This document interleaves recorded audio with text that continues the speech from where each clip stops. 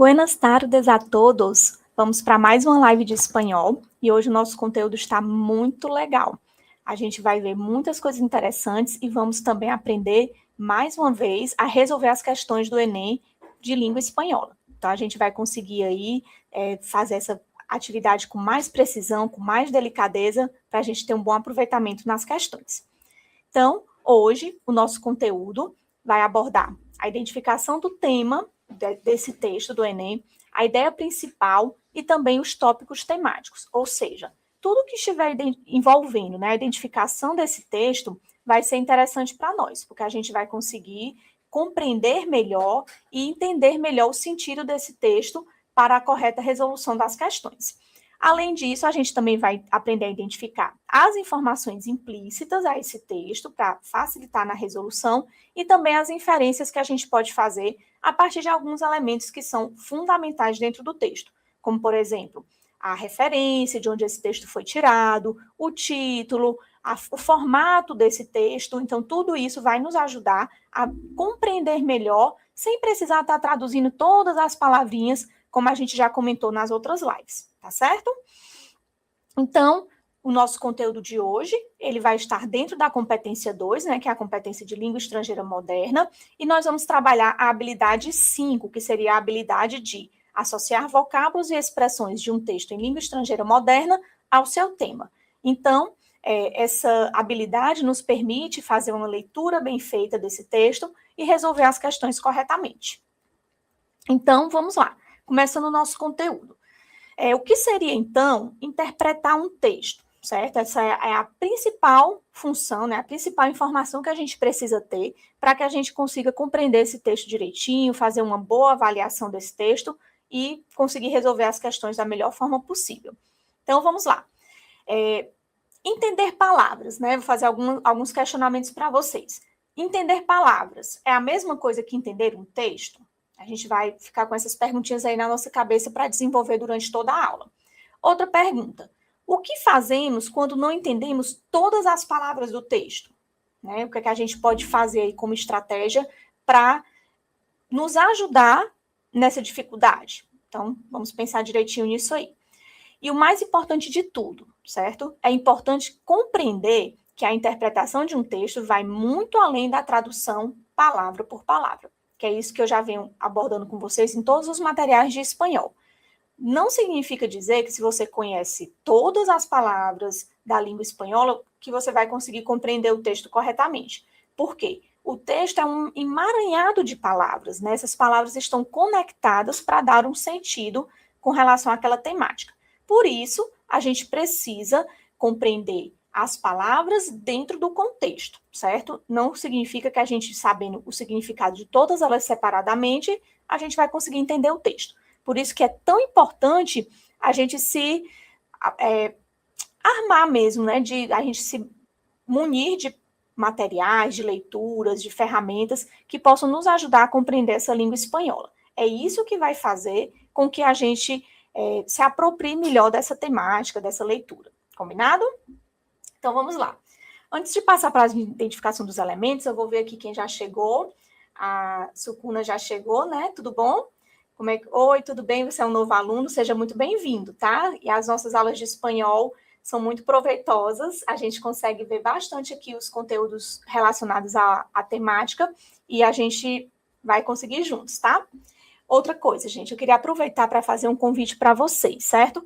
No dia 25 de abril vai ser o nosso segundo aulão de línguas, de matéria de conteúdos, né? De língua espanhola, não. Nosso segundo aulão do Super Enem. Então, são todos muito convidados. Procurem fazer esses aulões, porque é uma dose extra de conteúdo, tá? É uma dose extra de conhecimento e vocês vão estar interagindo com os outros alunos também. Vai ser um momento bem divertido e muito enriquecedor para todos nós, tá certo? Espero vocês no aulão. Então, vamos lá. Já que chegaram alguns alunos, a gente vai passar agora para a identificação dos elementos do texto, para a gente poder saber o que vai procurar, o que vai encontrar nesse texto. Primeiro de tudo, a gente tem que estar atento à temática do texto, né? Qual é o tema desse texto? Qual é o assunto geral? Se ele responde a essa pergunta de que trata o texto. Por exemplo, se eu tenho um texto sobre redes sociais e o tema dele é uso de las redes sociales. Pronto, então aqui eu já tenho a temática central e a resposta, né, da minha pergunta, de que trata esse texto, é um texto sobre redes sociais. Então, esse título geralmente traz uma dicasinha para a gente de qual seria o tema que vai ser abordado nesse texto. Partindo do tema, né, quando a gente sai da proposta do tema, a gente chega na proposta da ideia central. A gente precisa também identificar qual é a ideia central desse texto para a gente poder saber o que é que vai esperar dele. Então, o que é que vai trazer nessa ideia central? É a mensagem principal do autor, ou seja, é o que ele quer principalmente, é o objetivo dele. E essa temática, né, essa ideia central, vai responder a seguinte pergunta: o que diz o autor sobre esse tema? Né? Qual é a intenção dele sobre esse tema? Ainda seguindo no tema de redes sociais, né? Eu posso pegar na ideia central do texto que eu estou usando como exemplo que las redes sociales influyen en la autoestima de los jóvenes. Então, o tema do texto é redes sociais. Ele é bem abrangente, bem grande. Mas, no caso do meu texto especificamente, a ideia central que eu quero abordar é a influência dessa rede social na autoestima dos jovens. Então, vocês conseguem perceber que do tema para a ideia central, eu vou ter um afunilamento, certo? É porque eu vou especificar, eu vou delimitar a minha temática. Eu parto de um tema maior e venho para uma ideia mais específica. Dica extra, tá? Geralmente, a questão que a gente vai resolver baseada naquele texto, ela vai buscar essa ideia central, certo? Às vezes, as opções até são verdadeiras, o que nos causa aquela dúvida, né? Qual opção marcar. Mas a gente tem que sempre pensar qual é essa ideia central, né? O que é que a questão está pedindo para a gente poder ir exatamente, especificamente nessa ideia, tá certo?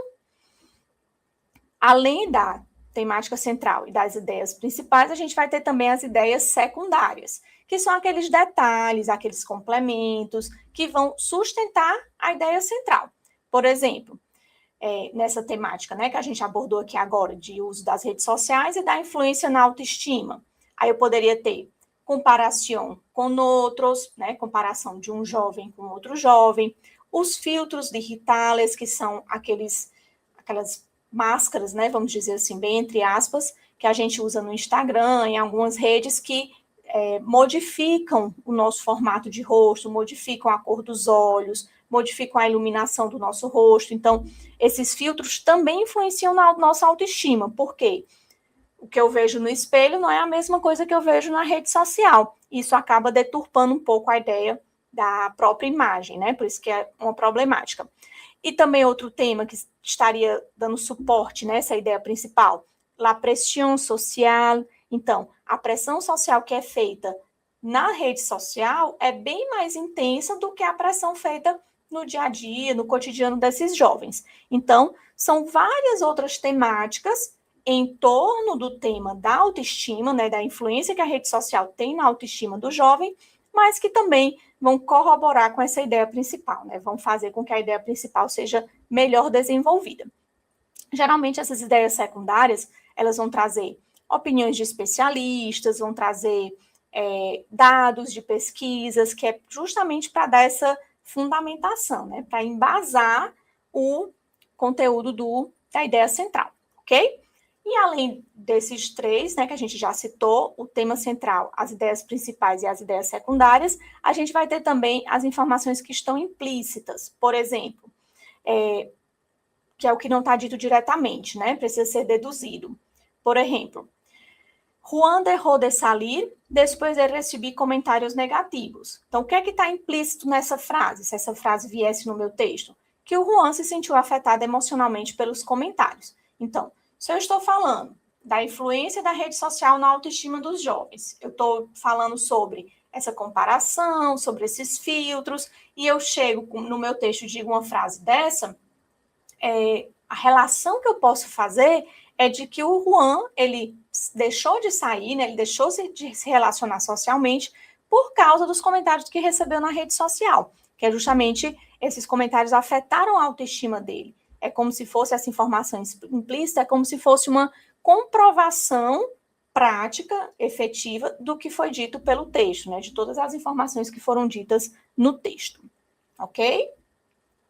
E as inferências, né, são as conclusões que a gente faz baseadas no texto, né, mas que vão ser adicionadas, vão ser complementadas pelo nosso conhecimento de mundo. O que é que seria esse conhecimento de mundo? O conhecimento de mundo é toda a bagagem que a gente traz enquanto pessoa. Então, eu tenho uma bagagem, o aluno que está assistindo a aula tem outra bagagem, então, cada um vai ler aquela informação de uma forma. E esse conhecimento de mundo vai nos ajudar também a fazer a interpretação desse texto, que é justamente as inferências que a gente faz. Então, eu usei aqui um outro exemplo, né? Vamos supor, se o meu texto fala sobre poluição e doenças, a inferência que eu posso fazer é que esses dois assuntos estão relacionados. Assim como no exemplo da rede social, se o meu texto traz essa informação de que a autoestima está diretamente influenciada pela rede social, né? A autoestima vai ser afetada por essa rede social, o que é uma inferência que eu posso fazer? Que essa baixa autoestima do meu jovem está sendo modificada, moldada pelo uso da rede social, pelas críticas que se faz, por todos os comentários que a gente sabe que existem. Então, toda essa inferência que a gente faz é quando a gente relaciona os elementos que nos foram dados, certo? Aí só uma pequena observação, né, uma atençãozinha que a gente precisa ter, é que essas inferências, elas não podem afetar e nem modificar o teor do texto, tá? Essas inferências são apenas elementos que a gente usa para concluir o que o texto quis dizer. Mas, como a gente está resolvendo uma prova objetiva, essas inferências, elas não podem modificar a nossa visão do texto, certo? Porque ele não pode ser modificado. Combinado? Vamos para uma atividade prática? Então, vamos lá.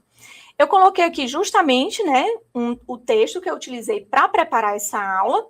Então, todos aqueles exemplos, né, que eu dei nos outros slides, tem a ver com esse texto que está posto aqui.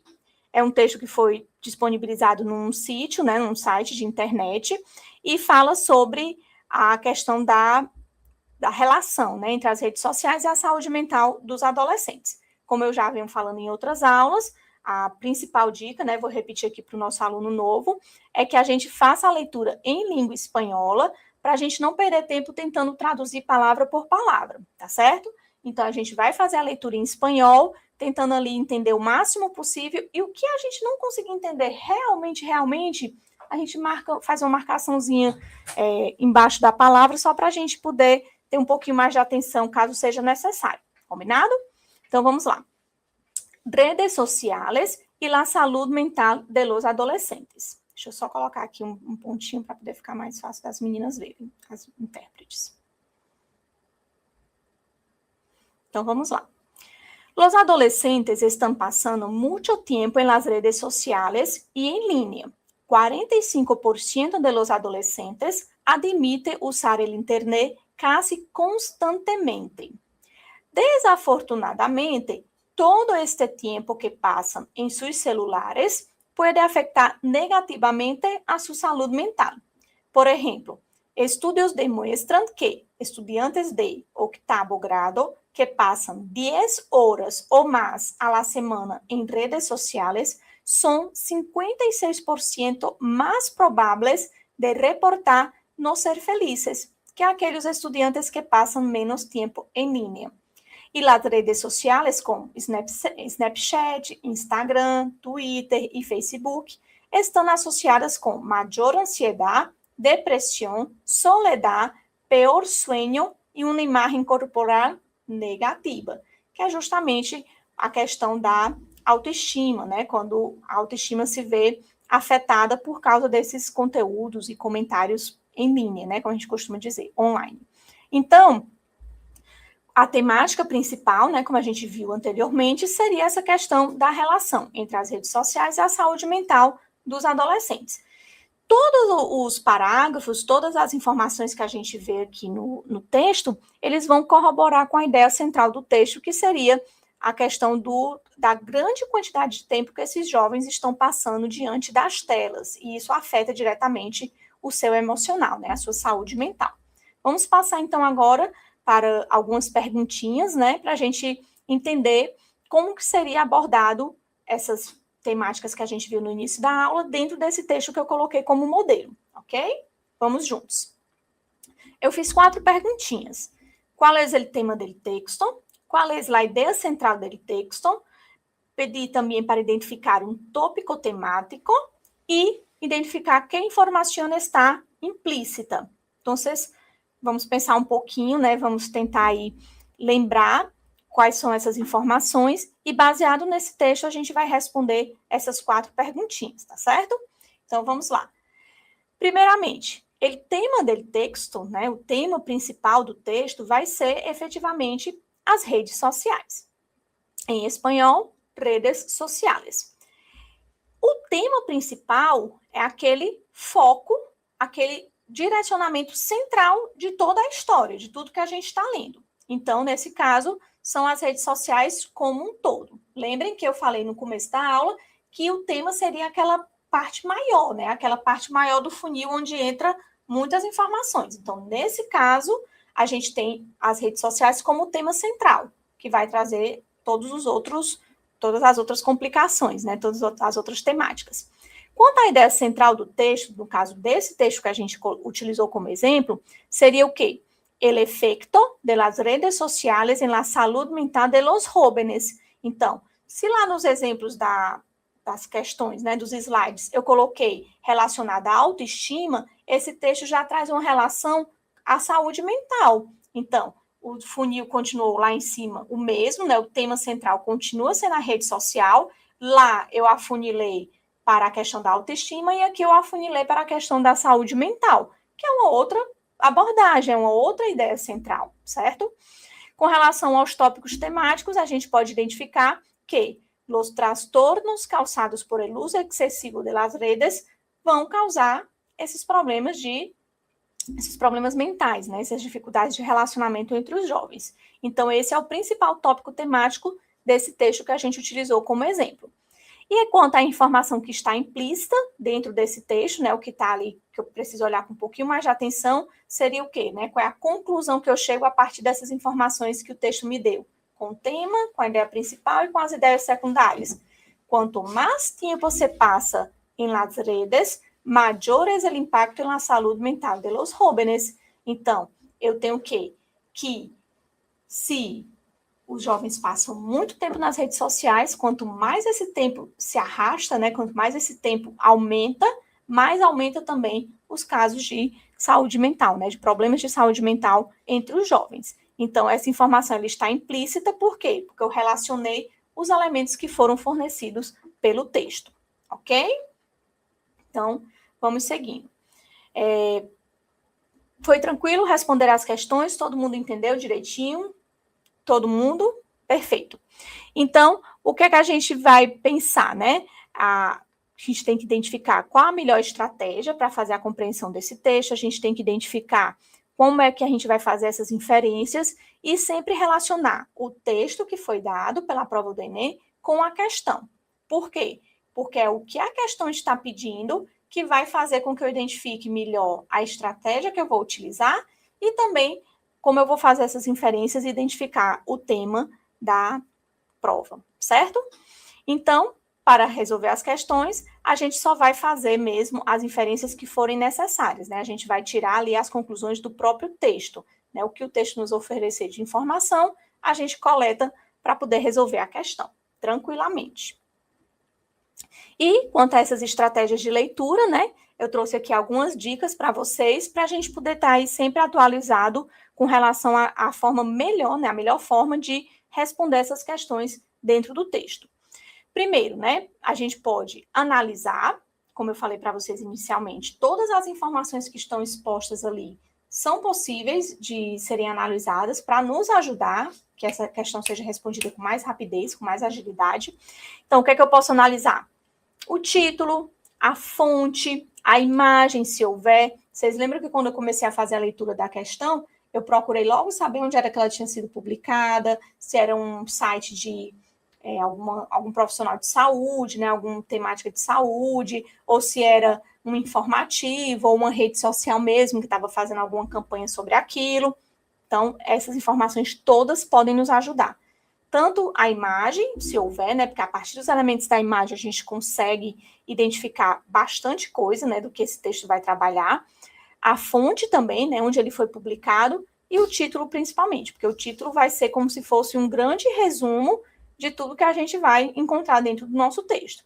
Ah, professora, e se não tiver o título? Não tem problema, você vai buscar os outros elementos que estão disponíveis para a gente.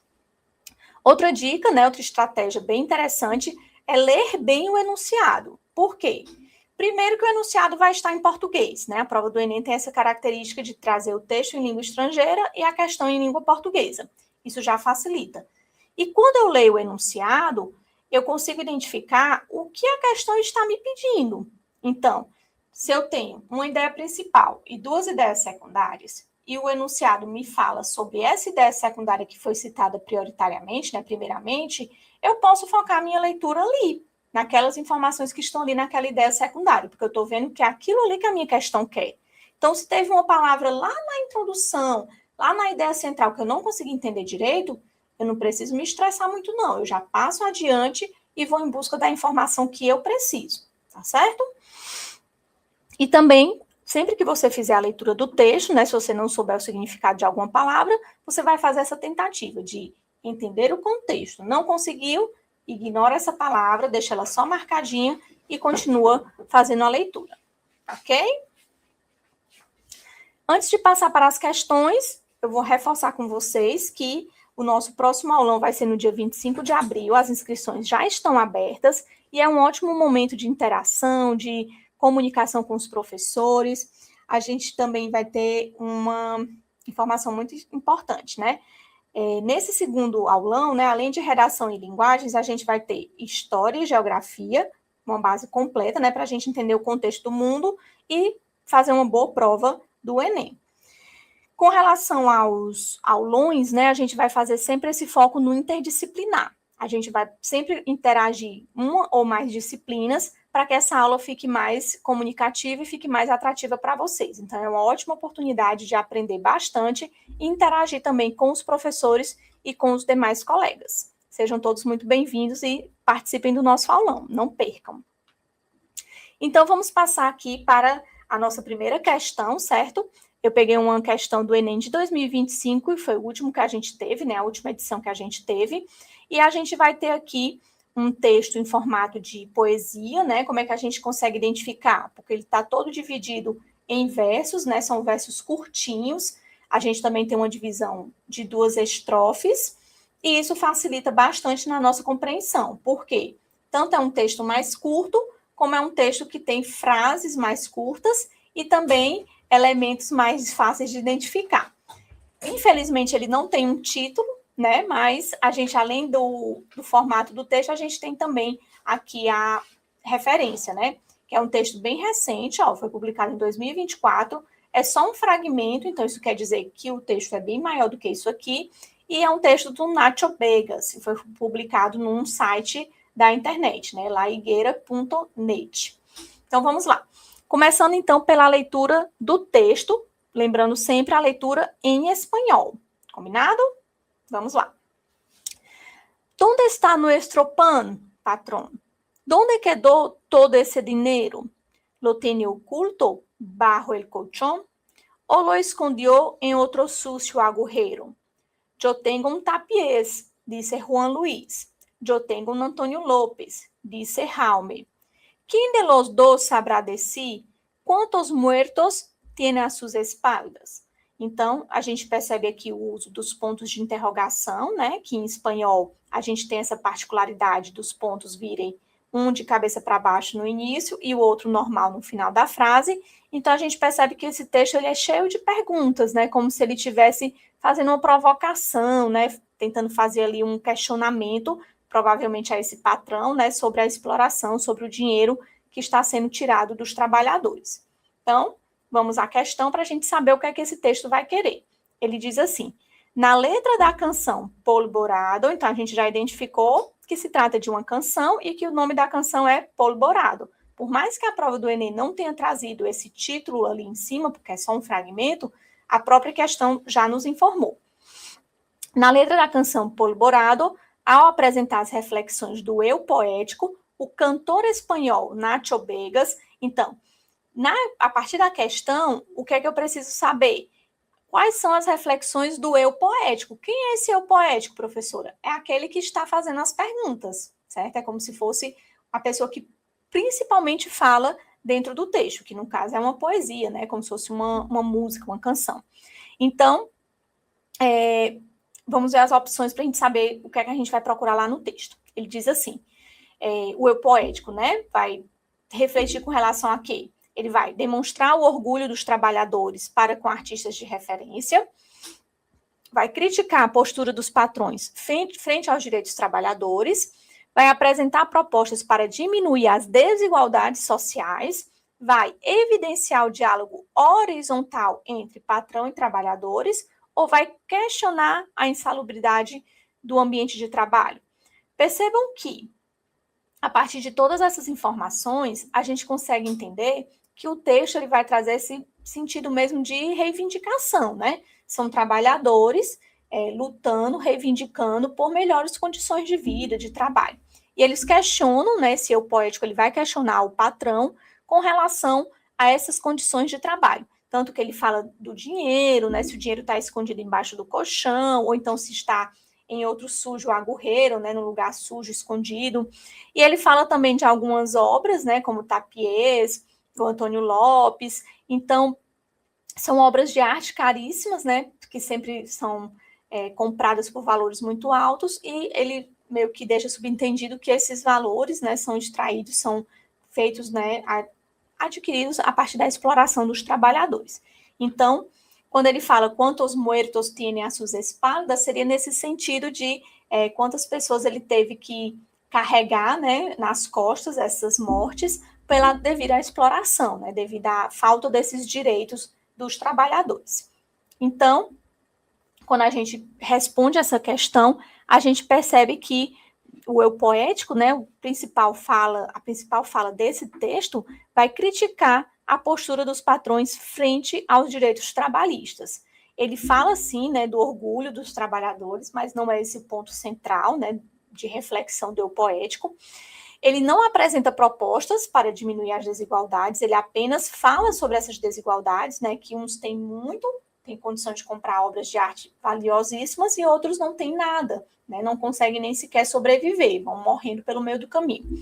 Ele também não evidencia o diálogo entre o patrão e os trabalhadores, porque no nosso texto o trabalhador só pergunta, né? Cadê isso? Cadê aquilo? Cadê os direitos? Cadê a valorização? E o patrão não responde. Então, não existe esse diálogo. Por isso que o item D fica incorreto.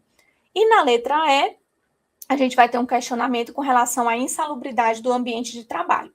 Isso aqui seria uma informação que estaria implícita, né? Se a gente vê que os direitos dos trabalhadores não estão sendo respeitados, significa também que vai haver uma insalubridade, né? Mas, como eu falei lá na explicação do conteúdo, essa insalubridade, ela não é abordada no texto, né? Ela não está explícita no texto, então a gente não pode marcar essa opção como verdadeira.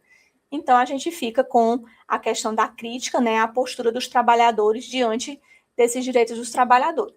Desculpa, gente, a crítica com relação à postura dos patrões frente aos direitos dos trabalhadores.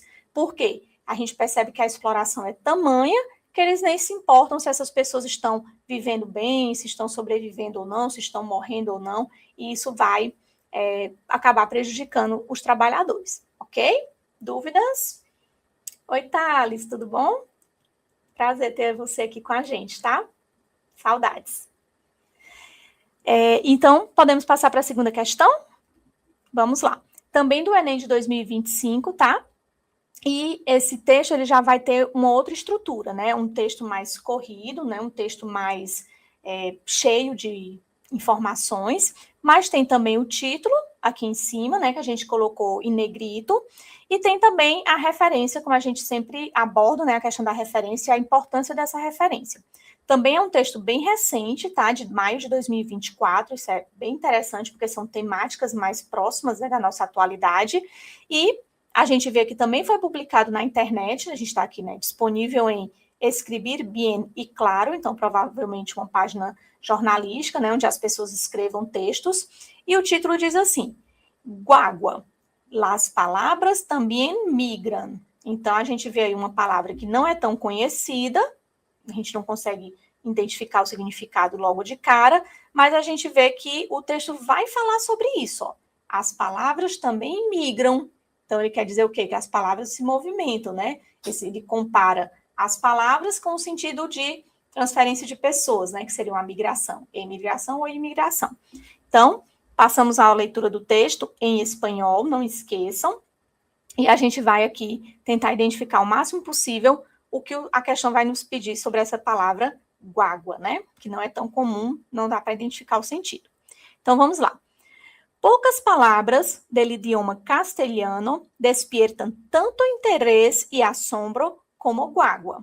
Então, a gente já sabe que ele vai falar sobre essa palavra especificamente, tá? Continuando. En España, su uso se reduce a las Islas Canarias, donde se registra a partir de los años 30 del pasado siglo. El origen de guagua resulta algo polémico. Todo parece indicar que la voz vino de Cuba. La trajeron de vuelta junto con sus maletas y sus recuerdos. Aquellos inmigrantes canarios que viajaron a la isla antillana en busca de fortuna.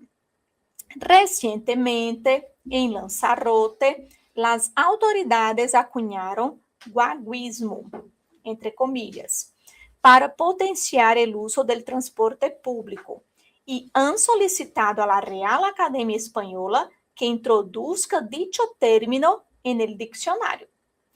El origen de guagua cambia si nos vamos al sur del continente. Autobús no es la única acepción de la palabra guagua que se usa en América. En los países del sur, tales como Colombia, Argentina o Perú, como uma derivação do término quechua, guagua. Também se le dice guagua a un niño de pecho o bebé. Algunos autores chilenos han defendido también que esta acepción de guagua como bebé proviene del idioma mapuche. Sea uno u otro el origen, es común en todo el cono sur oír a hombres e mulheres falar com ternura de suas guaguas lindas.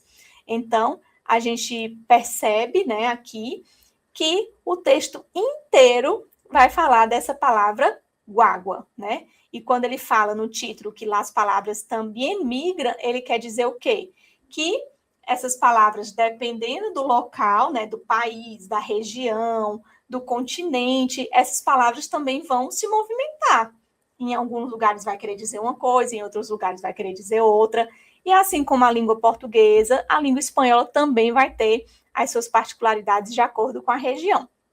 E no final das contas, isso é o mais bacana, né, o mais legal que tem com relação às línguas, não só as estrangeiras, mas as que são da nossa origem também, né, as línguas maternas. Essa interação, essa diversidade é o que vai deixando o nosso idioma cada vez mais rico, cada vez mais vivo. Afinal de contas, se essa movimentação para, é porque a língua já morreu, né? Não existe mais, e isso vai modificando sempre, né? Vai sempre sendo ali motivo de adaptações. Vão surgindo termos tecnológicos, termos indígenas, e aí a gente vai criando uma língua cada vez mais rica e mais bonita.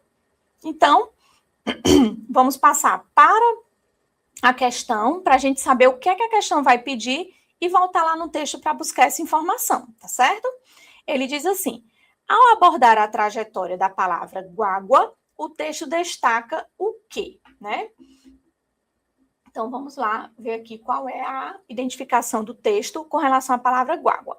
Letra A, ele vai destacar a presença de empréstimo linguístico no espanhol. Letra B, a validação de um vocábulo por uma instituição renomada, a concorrência entre línguas indígenas e língua espanhola, a valorização da língua de um país em detrimento da língua de outro, ou a disputa entre hispano-americanos e espanhóis pela origem dessa palavra guagua. Então, a gente percebe aí que esses itens eles foram citados lá no texto, né? Então, a gente vai ter que ter bastante atenção na hora de responder essa questão.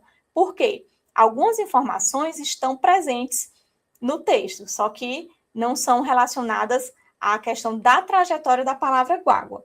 Então, quando a gente faz a análise, a gente percebe que a principal, né, informação que o texto traz, né, que o texto destaca, é que essa palavra guagua, ela vem, né, a presença dela vem de um empréstimo linguístico do espanhol. Onde é que essa informação está no texto? Quando ele fala aqui, ó. Bem aqui nessa partezinha que eu estou marcando, pessoal, aqui de vermelho, ele diz assim, ó. En España, su uso se reduce a las Islas Canarias, donde se registra a partir de los años 30 del pasado siglo. Então, quando ele traz essa informação, ele diz o quê? Que essa língua foi trazida da Espanha e foi utilizada primeiramente em Cuba, né, quando ele diz aqui embaixo, e depois foi passando junto com os imigrantes que vieram de lá e foi rodando, né, vamos dizer assim, toda a Hispanoamérica. E em vários países ela é utilizada, mas também com contextos diferentes. E o que essa palavra significa no final das contas é o transporte público, né? Tanto que ele diz aqui que em alguns outros países a palavra utilizada é autobus, que é a mesma utilizada lá na Espanha. Então, autobus, que seria o ônibus, né? Também pode ser guagua, e a gente vai vendo aí como essa palavra vai se desenrolando em outros países, em outros contextos, certo? Então, essa questão da palavra, né, da língua, ela é bem interessante porque ela nos traz uma diversidade, né? A palavra vem de um lugar junto com os imigrantes, se junta aqui com outros termos, com outras línguas, como ele fala sobre o quechua, né? Sobre outras línguas também. E essa mescla vai nos permitindo aí ter uma apropriação maior, né? E uma diversidade maior nas línguas que são vivas, né? Então, para finalizar essa segunda questão, a opção correta seria a letra A, que vai mostrar nessa presença do empréstimo linguístico no espanhol. Então, a gente consegue perceber que essa língua se originou na Espanha, né, o castelhano, e com a imigração, com as colonizações das regiões aqui da América, eles foram trazendo essas palavras e elas foram sendo incorporadas aos idiomas, ok? Muito bem. Passando, então, para a terceira questão ela é do Enem também de 2025, tá? Também em formato de versos, né? A gente dividiu aqui em duas colunas para ficar mais fácil de vocês enxergarem. E a referência diz que é um texto de Rodrigues, né? Rodrigues esse, que o título é Quando eu era um enano, né? Pessoa pequenininha. Ele mostra também onde foi publicado e o período. Aí aqui já é um texto mais antigo, tá? É de 1988. E é também um fragmento. O que é que essa informação traz para a gente, por ser de 1988? Que é um texto mais antigo, então provavelmente esse espanhol ele vai ser um pouquinho mais diferente do que a gente está acostumado, né? Porque ele é uma língua um pouco mais antiga. Uma língua não, gente, um período um pouco mais antigo, certo? E como a língua vai evoluindo, como a gente falou na questão passada, essa mudança, né, de acordo com o tempo, também influencia na nossa compreensão. Então, muita atenção para essa informação. Começamos, então, a leitura do texto. Vamos lá. Quando eu era chiquito, todo quedaba cerquita. Para llegar al cielo, no más bastaba una subidita. El sueño me alcanzaba para ir tan lejos como quería. Quando eu era chiquito, eu sí podia. Libertar, libertar, libertar para menino. Aí ele coloca aqui as reticências, né, para indicar que o texto continua, foi diminuído. Quando eu era berrigo, me iba para el río, porque era hermoso, aunque estaba prohibido, por peligroso, como jagüey y ceiba, como la palma y la jagruma. Quando eu era berrigo, eu era del monte e sonhava espuma. Libertar, libertar, libertar para menino. Então, a gente percebe aqui um contexto de infância, né? Ele vai fazer, o autor do texto, Rodrigues, vai fazer essa referência com infância, velhice. Ah, professora, mas tem algumas palavras que eu não consegui entender.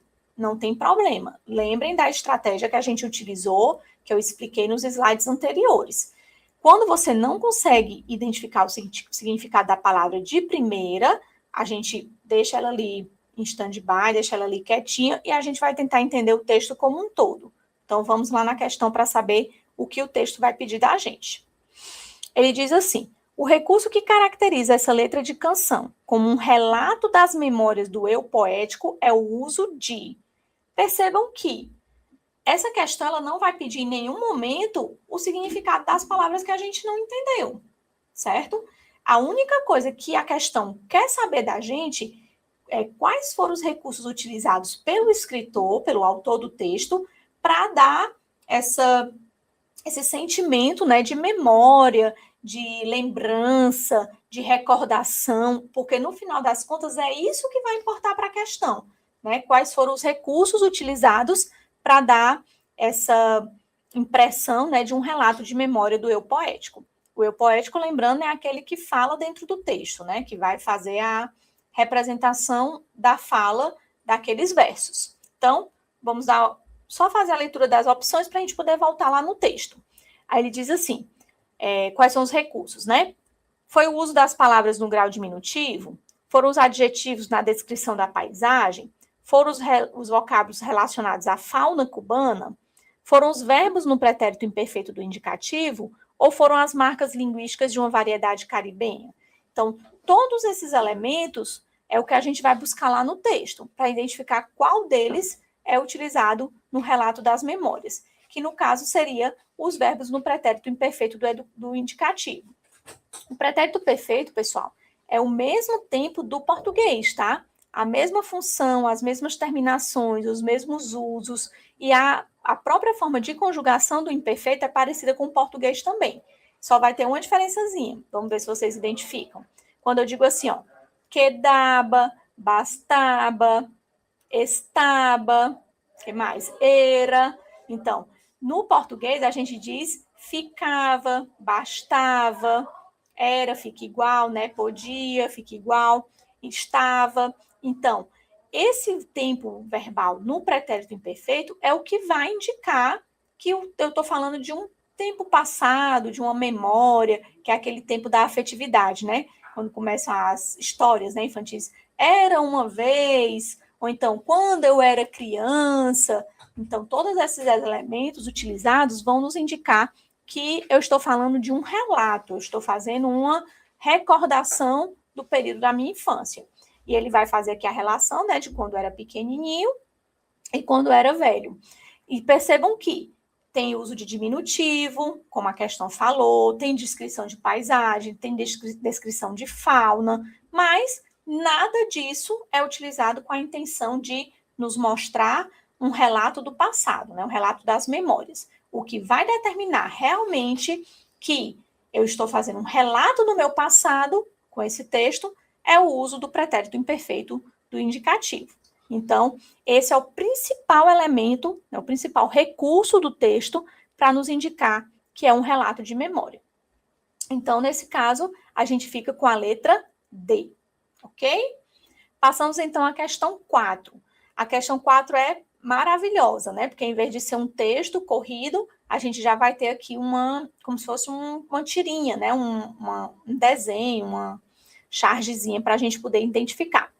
Assim como esse tipo de texto traz menos palavras, né, menos informações textuais, o que nos facilita a leitura, diminui o tempo de leitura, é super válido, mas ele vai trazer também, em contraponto, outros elementos que precisam ser observados, certo?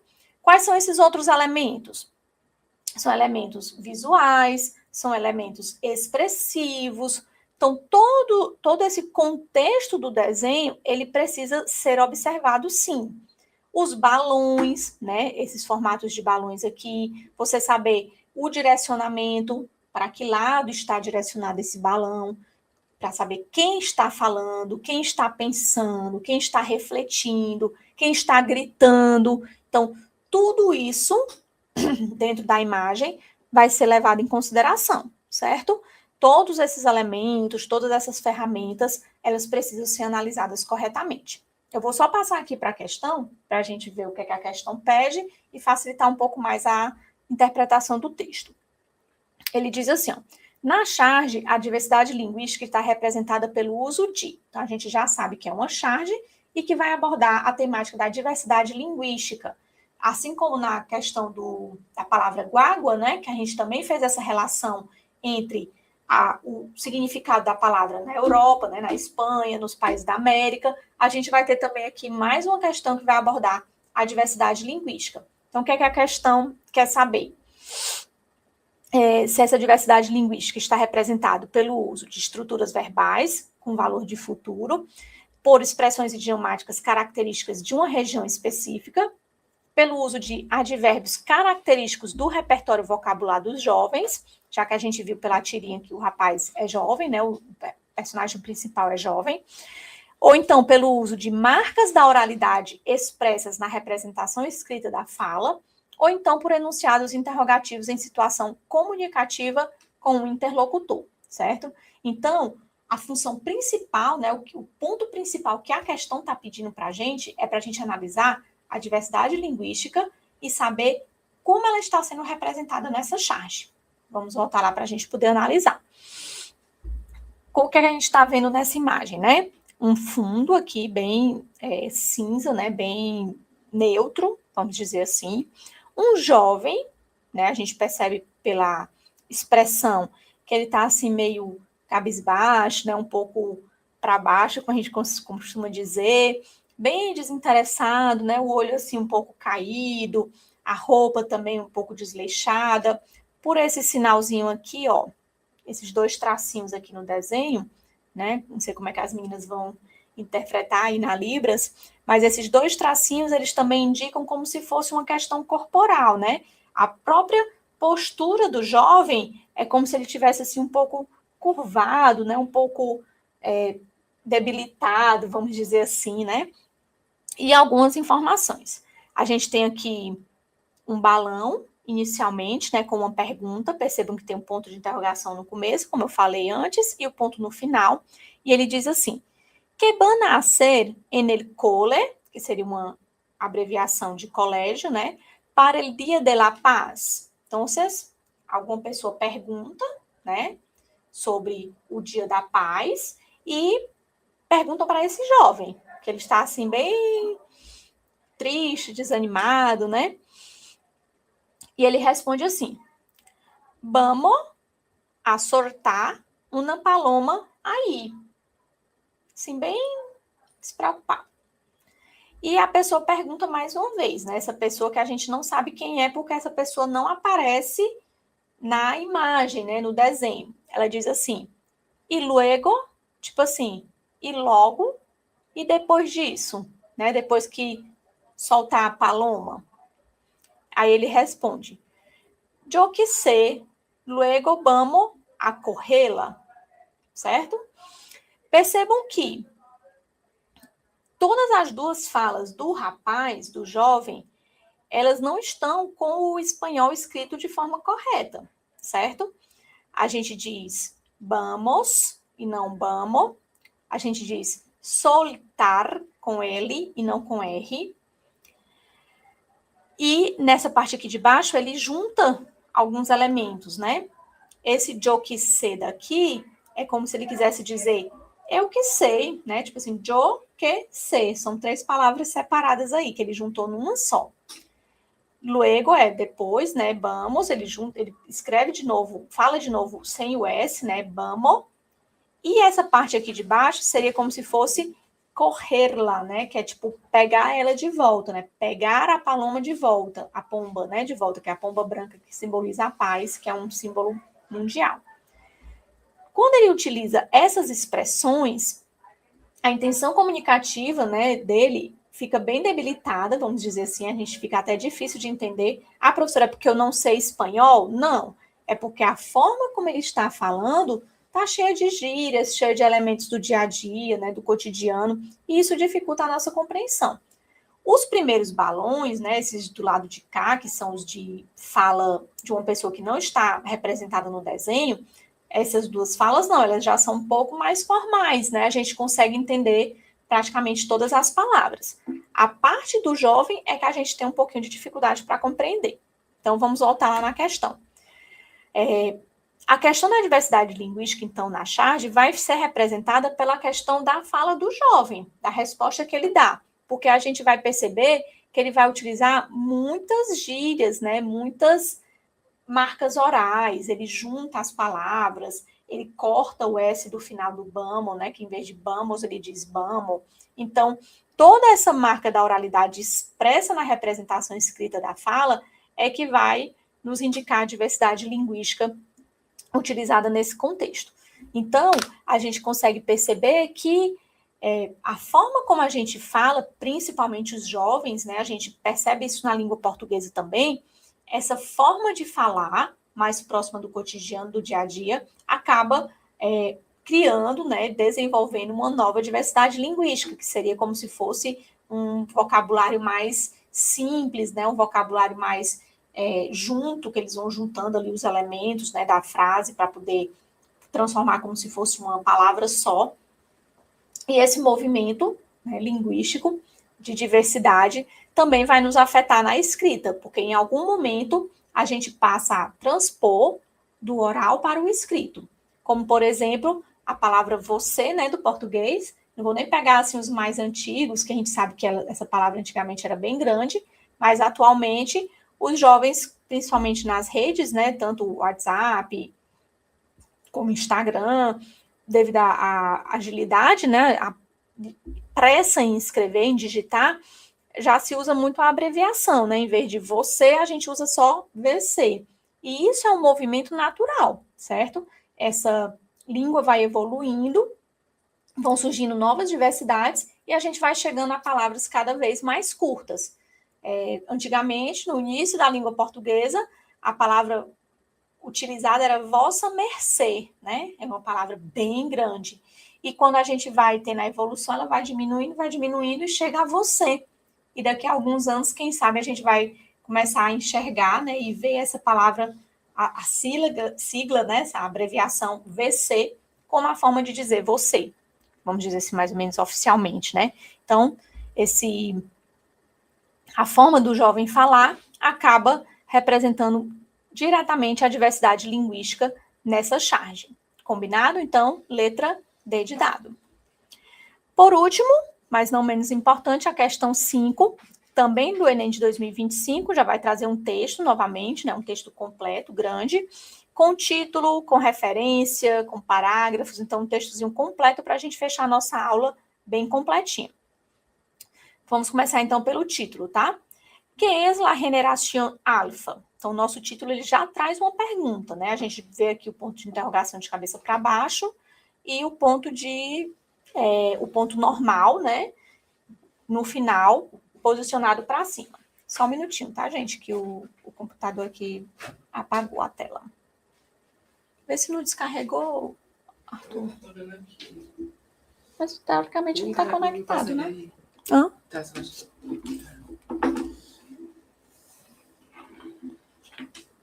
Só um minutinho, pessoal. Pronto, foi.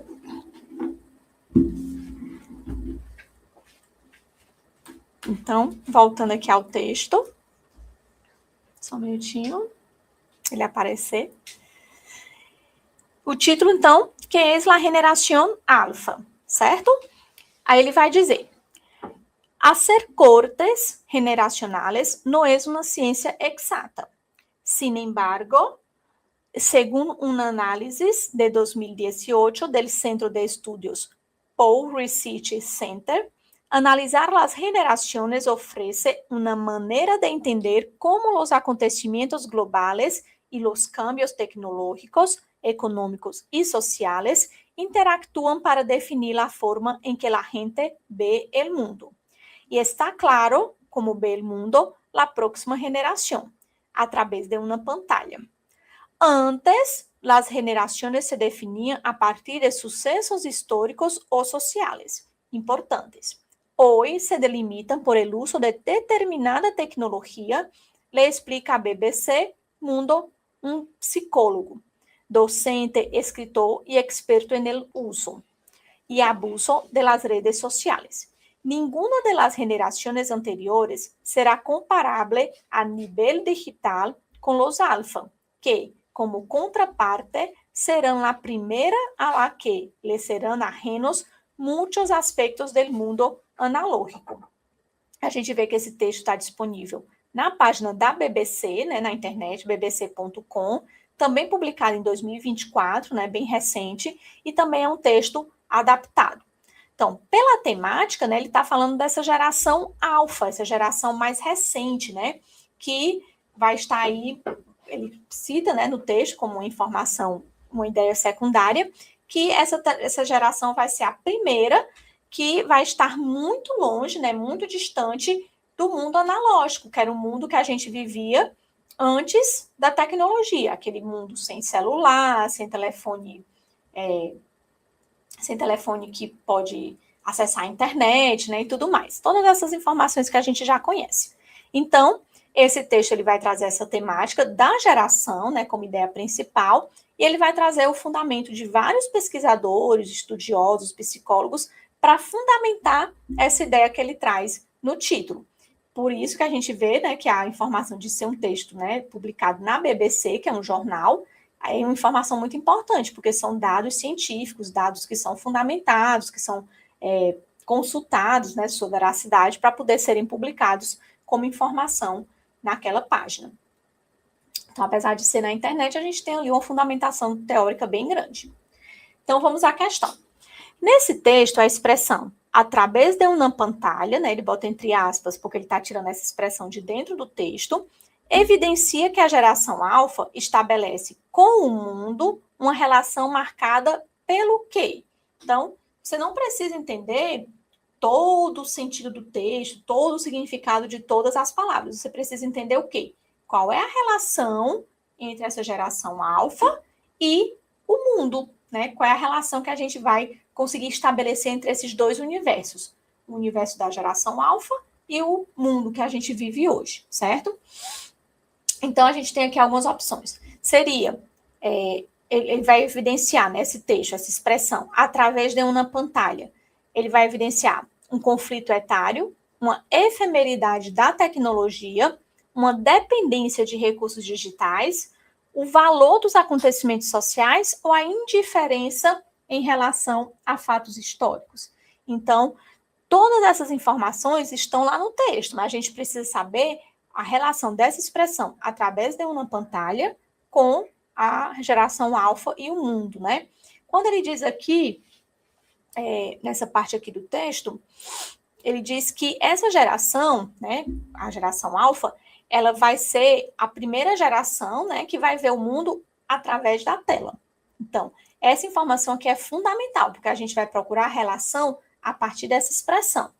Então, quando ele diz que essa geração vai ver o mundo através da tela, ele está querendo dizer o quê? Que essa relação vai ser marcada pela dependência de recursos digitais. Por quê? Esses jovens, eles vão estar tão conectados, tão acostumados com essa vida tecnológica, que eles não vão conhecer outra forma de ver o mundo. Eles vão estar sempre dependentes de um recurso digital para poder dar suporte às suas ações, às suas vivências e tudo mais. Combinado?